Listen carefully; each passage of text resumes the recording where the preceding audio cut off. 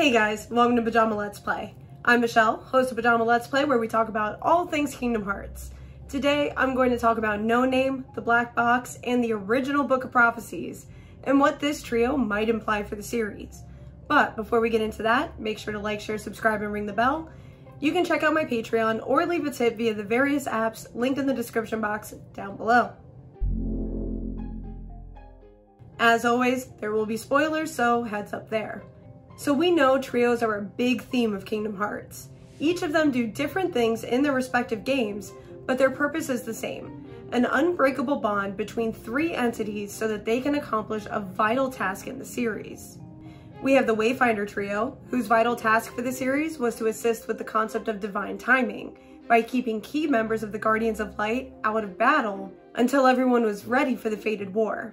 The Destiny Island trio are responsible for saving the other characters and returning them to reality.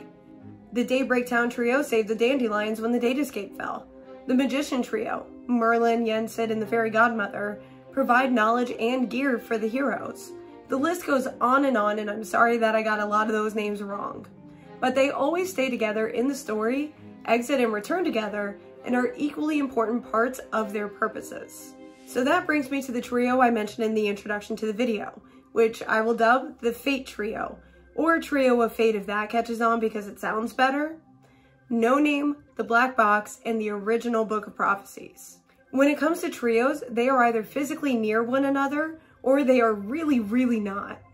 For this trio, we don't know where the box is for most of the series, but Luxu seems to stay close to it. No Name is never too far from him either, so that means the original Book of Prophecies must be as well. I'm not set on any theory for what's actually in the box, but this does imply that the common theory is correct. The box houses the original Book of Prophecies and whatever is needed to transcribe it. For this theory, I believe the book is written within the box to protect it. The Master of Masters made a copy for himself and made copies of that copy for everyone else, because he would want to minimize how often the box is open as a protective measure. As for the purpose or vital role for this trio, they are the ones responsible for recording the story of the journey. No Name witnesses it, the Book of Prophecies records it, and the box to protect it and prevent it from being altered. While it does seem to be recording the future, it's also recording the past, all based on perspective. It is the future from the perspective of the Master of Masters, but the present from the perspective of No Name, and the past from the perspective of the Book of Prophecies. In that No Name is saying this thing happened and the book records it. I hope that made sense. It also goes to show how wonky time is, and that it's not the linear experience humans are used to. Also notice the book stops recording with the Keyblade War in Kingdom Hearts 3. That seems to be because No Name was dissipated to form the Keyblade. And without one part of the trio, the remaining two parts cannot fulfill their role.